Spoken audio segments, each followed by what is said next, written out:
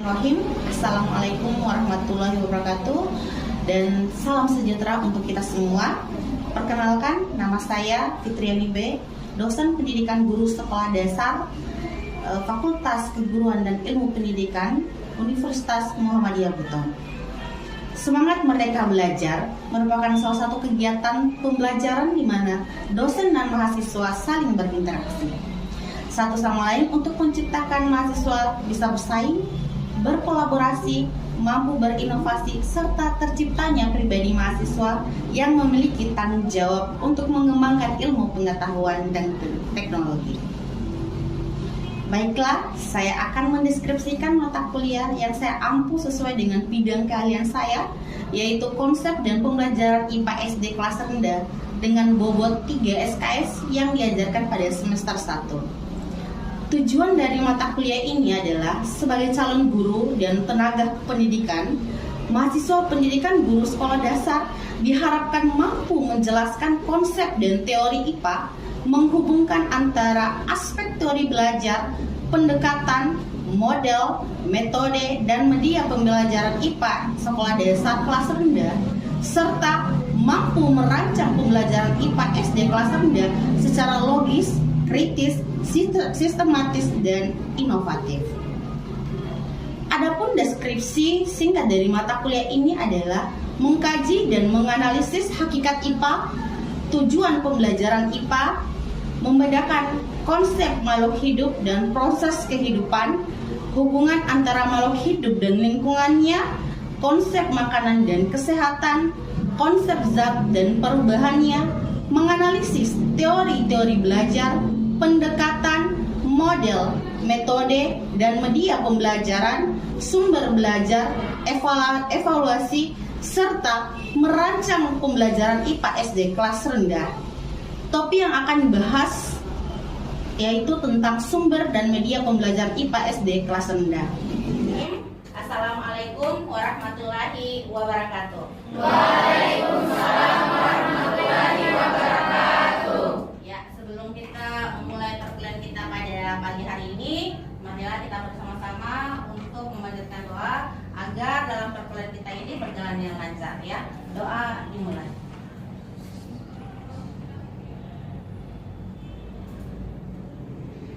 Doa selesai.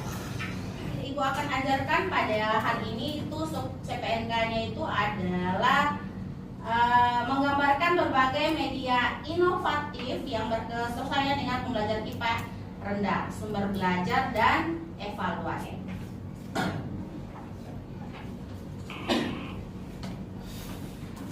Untuk pertemuan hari ini kita pertemuan yang tentang materinya itu tentang sumber belajar IPA dan media pembelajaran. Oke, sebelum saya lanjut, saya ingin tanya, ada yang tahu tentang sumber belajar itu yang bagaimana sih? Ya, silakan Amal. Kalau menurut saya sumber belajar itu adalah referensi kita di dalam menyampaikan materi yang akan dipelajari oleh siswa-siswi kita. Oke, ada lagi yang ingin ditambahkan? Oh, silakan. Siapa namanya? Sebutkan saya. Ahmedin Hamzah. Sumber belajar itu adalah bahan materi yang disiapkan oleh guru untuk mengajar di dalam kelas. Ya, jadi perlu kalian ketahui ya, sumber belajar ada beberapa pendapat para ahli ya. Ini kalian bisa lihat. Jadi intinya ya, sumber belajar itu merupakan segala sesuatu yang dapat dimanfaatkan untuk bahan proses belajar siswa yang memungkinkan siswa memperoleh pengetahuan dan dapat merangsang atau mempercepat pemahaman siswa terhadap bidang ilmu yang dipelajarinya. Ya, apalagi untuk pembelajaran IPA. Ya, pembelajaran IPA itu sangat memerlukan sumber belajar. Ingat ya, sumber belajar dengan media pembelajaran itu beda. Jadi sumber belajar itu adalah segala sesuatu yang dapat dimanfaatkan. Jadi informasi yang didapat ya, yang bisa digunakan sebagai bahan untuk kita proses pembelajaran ya. Oke. Nih, perbedaan sumber belajar dengan media pembelajaran ya. Jadi kalau sumber belajar itu memberikan pengetahuan yang luas dan bukan sebagai alat perantara. Sedangkan media pembelajaran itu sebagai perantaranya agar informasi bisa tersampai kepada peserta didik. Gitu. Jadi harus dibedakan apa itu sumber belajar, apa itu media pembelajaran. Seperti dalam pembelajaran IPA, ingat ya. Saya tekankan dalam pembelajaran IPA khususnya kita kelas rendah, kalian perlu ketahui di kelas rendah itu ya metode yang kita gunakan tidak sembarangan sayang. Ya, metode yang kita gunakan itu harusnya karena dia masih ada peralihan dari TK ke SD ya, jadi masih bawa rasa perilaku mereka di TK. Jadi metodenya itu supaya mereka mengenal tentang sains itu, misalnya pakai metode belajar sambil bermain. Nah, saya ingin tanya kepada kalian, coba siapa yang bisa menyebutkan manfaat dari sumber belajar? Silakan Ahmad. Untuk manfaatnya itu yang saya ketahui cuma 4. Yang pertama mempermudah proses belajar mengajar. Yang kedua meningkatkan tingkat efisiensi di dalam proses belajar mengajar. Yang ketiga membantu merelevansi antara tujuan belajar dengan sumber belajar. Kemudian yang keempat yaitu membantu siswa untuk lebih fokus di dalam proses belajar mengajar. Oke. Manfaat dari belajar itu seperti tadi yang dijelaskan oleh teman kamu, yang disebutkan oleh teman kamu, salah satunya itu merangsang untuk berpikir, bersikap dan berkembang lebih lanjut ya. Dengan adanya sumber belajar ya, peserta didik kita itu, apalagi pembelajaran IPA yang saya ingatkan ya, pembelajaran IPA itu harus ada sumber belajarnya. Jadi kalau ada sumbernya, sumber belajarnya, pasti anak-anak akan lebih mudah lagi, termotivasi lagi, gitu ya. Selanjutnya, nah jenis-jenis sumber belajar ya. Ini jenis-jenis sumber belajar ya. Ada sumber belajar yang dirancang secara khusus ya. Ada sumber belajar yang langsung digunakan.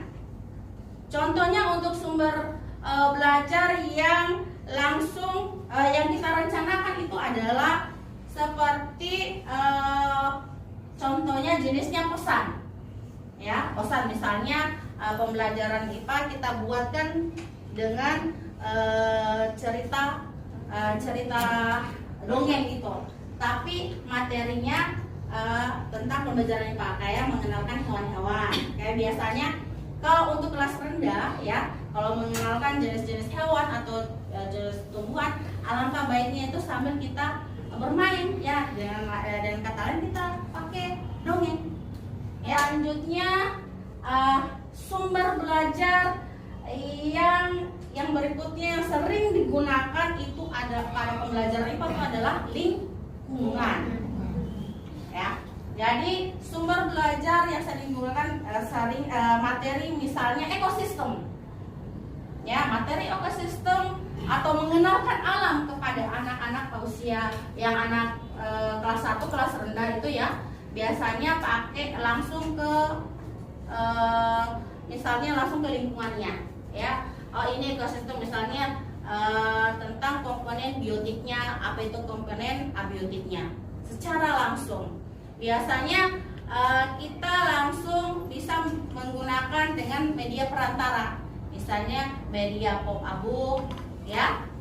Kemudian kalau kita ingin bawa anak-anak kita keluar, tapi itu ingat harus penjagaan. Karena untuk anak usia jenjang rendah 1, 2, 3 itu masih susah diatur.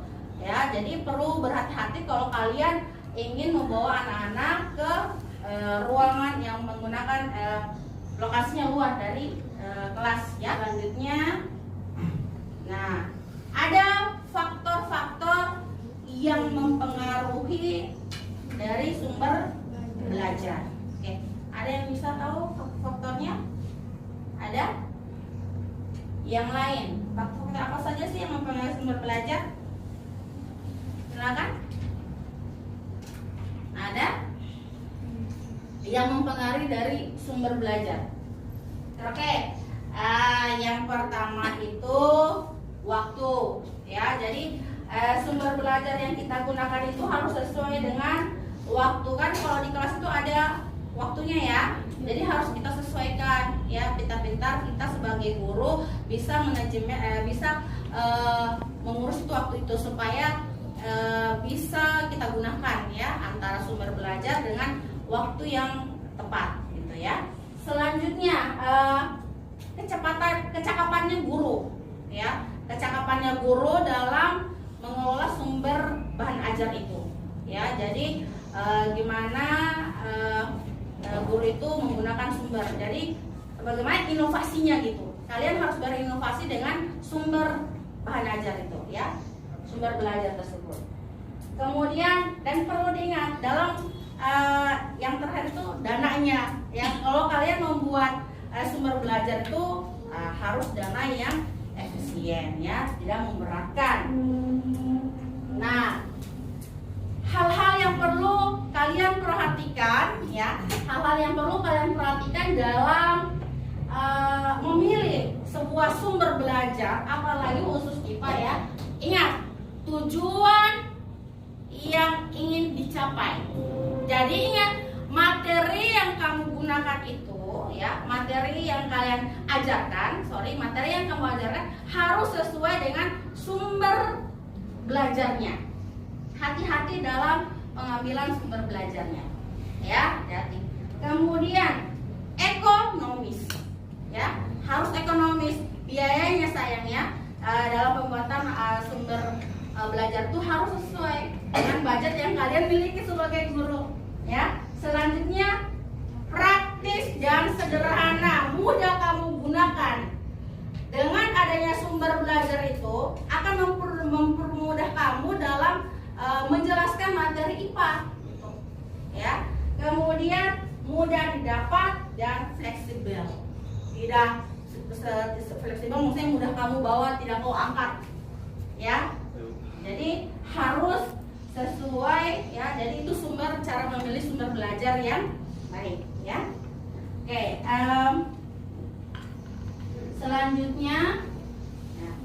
selanjutnya adalah media pembelajaran.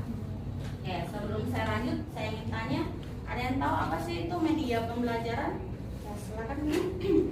Media pembelajaran adalah alat yang digunakan oleh guru untuk memperjelas materi yang akan disampaikan kepada peserta didik. Oke, ada lagi yang lain? Ya, silakan. Menurut saya media pembelajaran itu adalah alat yang digunakan guru untuk mentransfer data-data yang telah diperoleh dari sumber pembelajaran kepada siswa untuk lebih mudah dipahami, gampang diingat oleh para siswa tersebut. Oke, thank you. Jadi media pembelajaran, ya, seperti tadi yang saya jelaskan awal, itu adalah sebagai perantara dari sumber belajar tadi, sayang, ya. Jadi perantara dari sumber belajar tadi.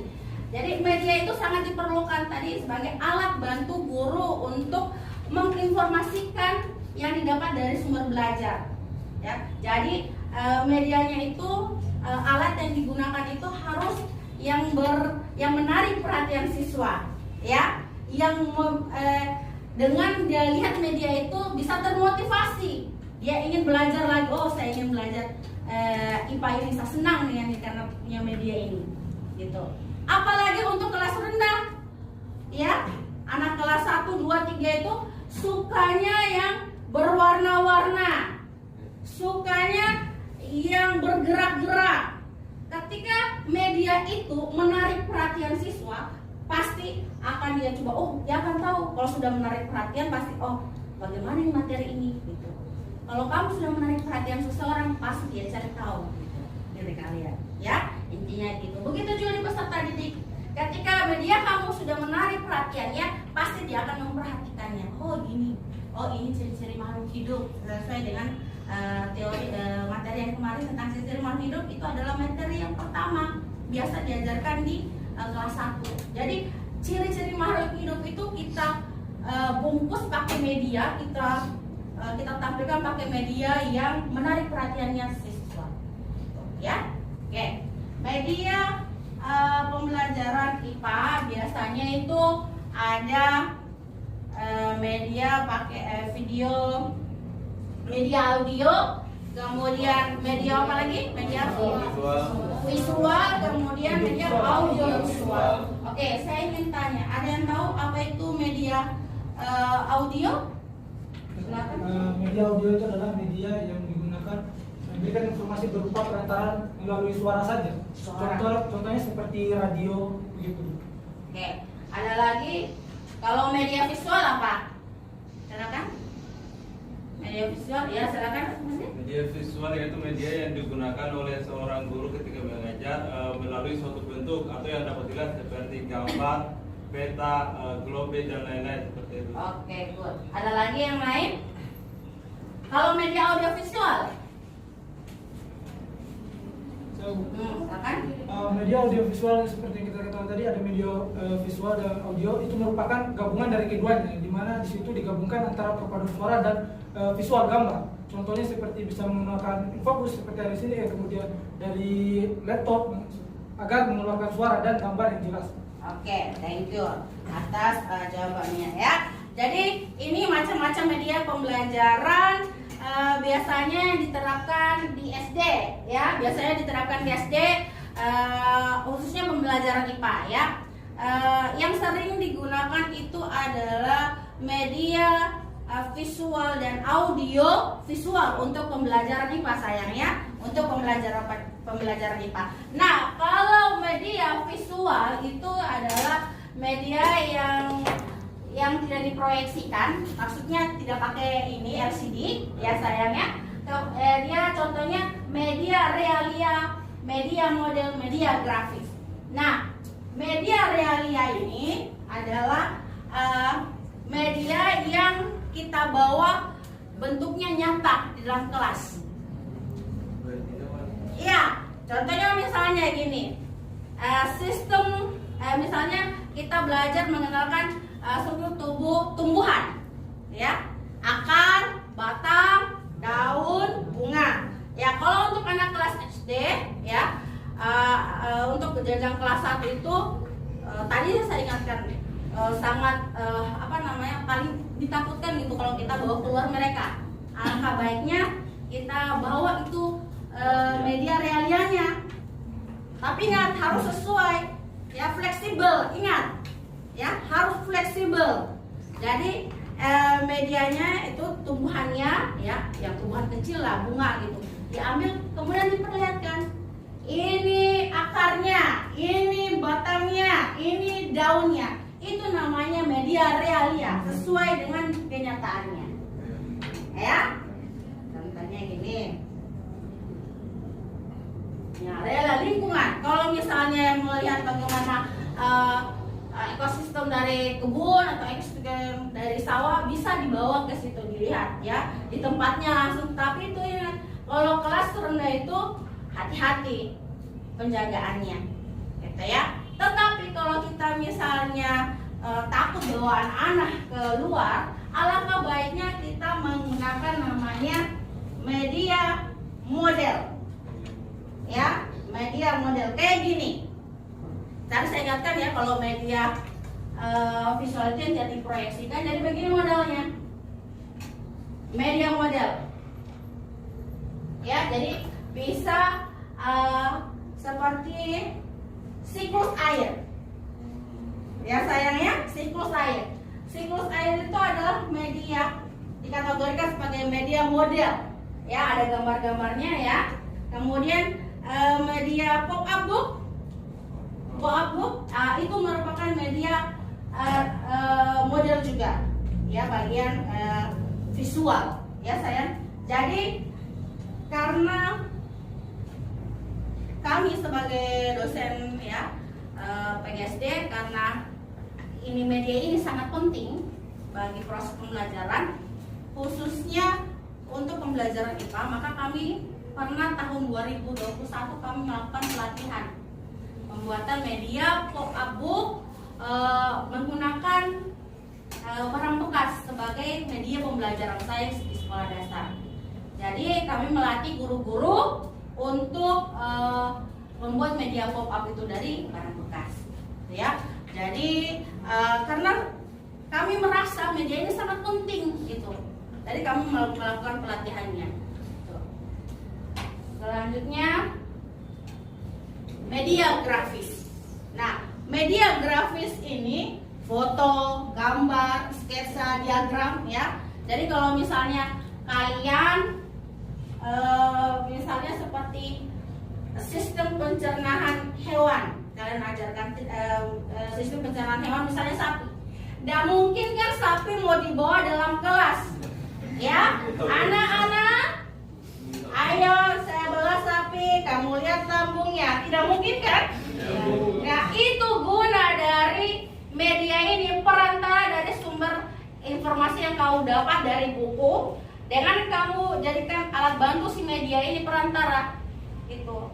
Kamu misalnya menggunakan media pop-up book, media gambar seperti poster, gitu, supaya itu sapinya itu tidak mungkin mengubah seperti media realia. Gitu. Jadi ingat, materi itu harus disesuaikan dengan medianya. Hati-hati. Kalau misalnya sistem pencernaan manusia tidak mungkin, begini sistem pencernaan manusia mulai dari mulut sampai kamu, tidak mungkin kan? Jadi harus diperlihatkan dengan menggunakan gambar, ya, dan foto, ya, supaya lebih mudah. Apalagi pembelajaran IPA tidak bisa menghayal. Kamu menjelaskan sistem pencernaan sapi gini, tidak bisa. Harus dengan medianya, audio visual, ya. Media audio visual itu jadi media yang membutuhkan ini proyektor dengan komputer, itu ya. Kemudian kalau misalnya contohnya seperti media animasi bergerak yang bersuara itu contoh dari situ. Ini yang sering digunakan sekarang karena sesuai dengan zamannya ya, eranya 4.0, segala macam menggunakan IT. Kita sebagai guru tidak boleh gaptek dengan ini ya, kita harus update, guru itu harus update ya sayangnya. Jadi ini contoh dari media animasi untuk video animasi untuk kelas rendah sayangnya. Ini. Jadi ini bagian tubuh, belajar tentang bagian-bagian tubuh hewan. Jadi ini salah satu media video audio visual ya, yang media animasi, karena bisa dengar suaranya, kemudian bisa lihat gambarnya.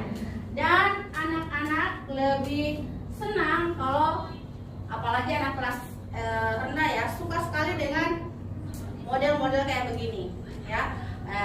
Ada gambarnya, baru warna-warnanya, kemudian dia bergerak. Nah, mereka suka sekali dengan begini ya. Jadi sini mereka belajar tentang ikan gitu ya. Ya, bergerak dengan apa? Sirip. Kemudian ini ditunjukkan gini. Tapi ingat, gurunya juga ikut berbicara sayang ya, supaya kalau misalnya suaranya nggak terlalu jelas, gurunya yang menjelaskan ya.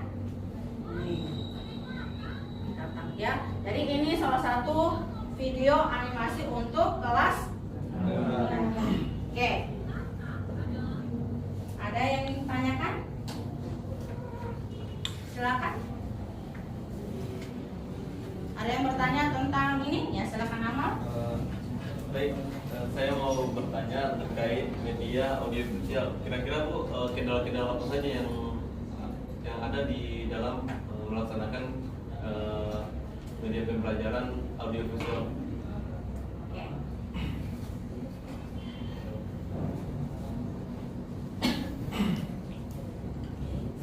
Ada lagi yang ingin bertanya?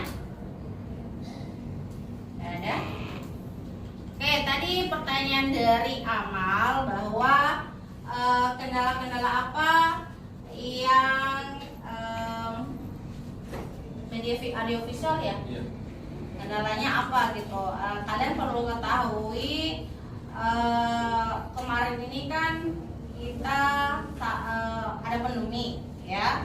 Akhirnya semua proses belajar itu dilakukan di rumah, ya, dilakukan di rumah. Akhirnya ya beberapa ada yang karena pembelajarannya itu tiba-tiba dari tatap muka langsung ke daring gitu, menimbulkan beberapa permasalahan, ya. Salah satunya itu ya untuk pembelajaran IPA, untuk materi IPA itu salah satunya situasi pembelajarannya kurang aktif, ya, kurang efektif. Kemudian sulitnya guru menyampaikan materi yang dikombinasikan dengan praktikum, kemudian serta materi dengan materi yang menggunakan rumus-rumus hitungan, ya, itu susah sekali. Kemudian keterbatasan orang tua peserta didik dalam membeli paket data dan jaringannya kurang bagus, ya. Nah, itu salah satu hasil penelitian saya, ya, pada saat pandemi. Saya itu meneliti tentang analisis situasi pembelajaran IPA sekolah dasar dengan menggunakan metode daring selama masa wabah COVID-19. Jadi pada saat itu ya, guru-guru yang saya jadikan subjek penelitian saya itu dia mengatakan banyak sekali hambatan yang setelah itu, ya, hambatan yang saya katakan tadi itu. Jadi mereka cara solusinya itu mereka datang ke rumah satu persatu, mereka ajar. Kemudian dia menggunakan bahasa yang mudah dimengerti, ya. Nah, memang dulu sebelumnya mereka guru-guru masih belum mampu untuk melakukan video pembelajaran, ya. Ada beberapa guru yang masih kurang tahu dengan IT, ya, kurang tahu dengan bagaimana cara pengerjaan video pembelajaran, gitu, bagaimana cara menggunakan Zoom, gitu, ya. Jadi beberapa permasalahan itu yang dihadapi.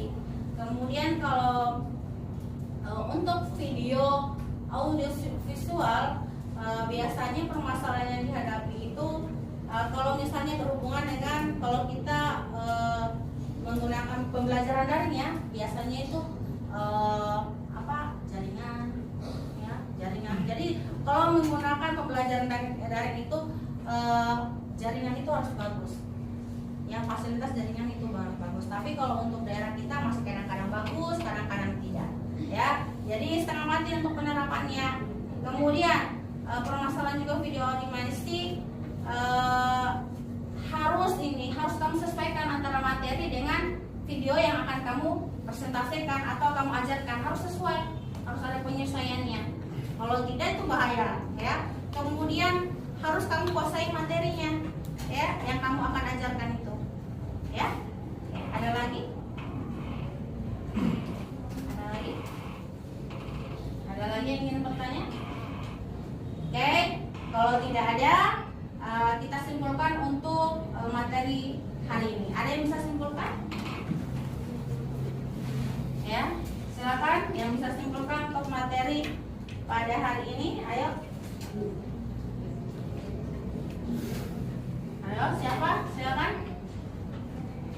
Siapa? Saya bisa tunjuk namanya. Oke, kamu. Simpulkan. Nanti dibantu temannya. Ayo, kita sama-sama simpulkan. Oke, jadi saya akan mencoba menyimpulkan apa yang telah disampaikan guru saya tadi mengenai sumber belajar IPA dan media belajar IPA. Jadi di dalam proses kita sebagai calon guru nanti untuk mengajar kepada peserta didik, jadi kita sebelum mengajar kita harus mengambil sumber belajar untuk menyampaikan kepada peserta didik itu.